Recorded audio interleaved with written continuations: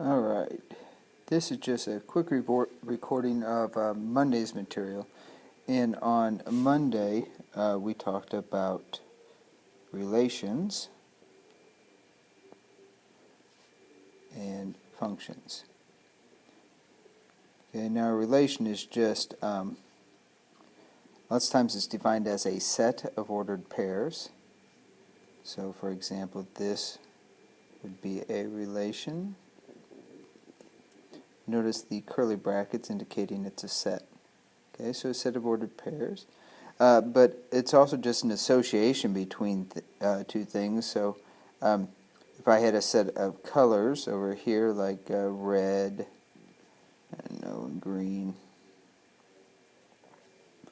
and blue, and maybe I wanted to associate them with a number, like so. This would also be, let's just call it 1, 2, and 3. This would also be a relation. Just shows how one thing is tied to another thing. So if I have red, that's paired up with the number 1, and green paired with number 2, and blue with the number 3. We also looked at the fact that graphs, every single graph is a relation. Because if you think about a graph, it is showing a bunch of ordered pairs, so it's very similar to a set of ordered pairs, but there's so many ordered pairs, instead of listing them all like we did in set notation up here, we show a graph, because that tells us, it shows us what these ordered pairs do, or the pattern that they make. So those are all descriptions of relations. And then what we had to do is decide if the relations that we had were a special type of relation called a function. Okay. The key thing about a function, if you have a relation and you want to know, is that thing a function, and the key thing is each domain value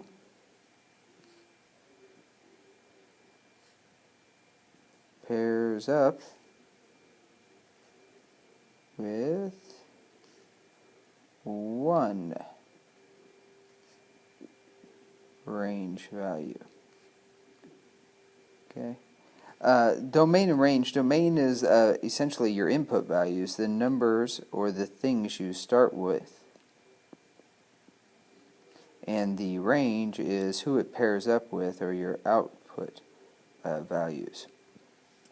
Okay, so let's look at a relation. Let's determine if it is a function or not. So function is just a descriptive term to declare if the relation has that quality. And so here's a relation, a set of ordered pairs, and if we look at it, we just physically determine, hey, does 1 go with only one number? Well, it looks like 1 paired up with 2. Does 3 only hook up with one number? Yep, it just hooked up with 2. And the same with 5. Did it hook up with only one number? Yep, it's just paired with a 2. So this qualifies as a function. However, if we were to have something like this, 1 goes with 2, and then 1 goes with 3, okay, we're going to have another one in here, that's 5 goes with 3. Doesn't matter, it's only 5 I have in that set. This one is not a function, and it's not one because of this and this. We've got 1 going to 2 and 1 going to 3. Okay, if it does that, it's still a relation. It's just not this special type of relation where every x goes to only one y value. Okay, so not a function. And we could see that if we had what's called a mapping diagram, for example. That's a very common way to show relationships. And a mapping diagram is simply where you draw arrows from one element, 1, 2, 3, 4, 5, and 6. Call these elements on the left our domain, these on our range. And then in a mapping diagram, what we do is we just show how they pair up with an arrow. So let's say 1 goes to 5. That would be okay. That's a function. 2 goes to 5. That's okay. That's a function. Maybe 3 goes to 6. Okay, this would still be a function. And 4 goes to 6. Say that would be a function. It's fine. 1 only goes to one thing, 5. 2 only goes to one thing, 5. 3 only to one thing, and 4 only to one thing. But if it was not a function, it would also contain something like this. 4 pairs up with 5 also. So now what we've got is we've got 4 pairing up with 6 and 4 pairing up with 5. So then in that case it would not be a function. Okay, every x goes to one y. And then when we looked at these things graphically, we had this really slick method to look at a graph and determine if it was a function. Since we're essentially looking for repeats in x's that go to 2 different y's, we have a test called the vertical line test that checks to see if a graph is a function or not. And so what I have here is I have a circular or a circle graph, okay, and the question is the graph of a circle a function? And the test for it is this vertical line test. Let me grab a vertical line, and it says if you can draw a vertical line that intersects the graph in 2 points, like this circle gets intersected by the blue line in 2 points, then it is not a function. Okay, so it failed the vertical line test. It got hit in 2 points. It means it fails the function test.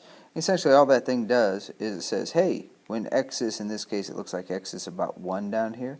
When x is 1 I go to this point, but when x is 1 I also go to this point. And that means it's not a function. We got 1 going to 2 different points. And that's what the vertical line test shows us. So let me show you one that would pass the vertical line test. Again, I'll draw an axis on here. That's my axis. Let's put a curve in there. Let's see here. We'll have a curve that does something like that. There we go.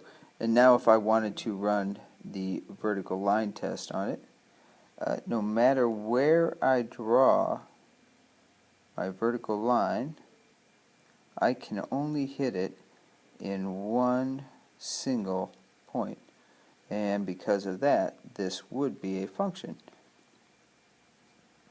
And that's it. Your homework is posted online along with solutions. It's under Unit 1 on Macintosh.net. Go to the Algebra 2 Notes and Assignments. You'll find Unit 1.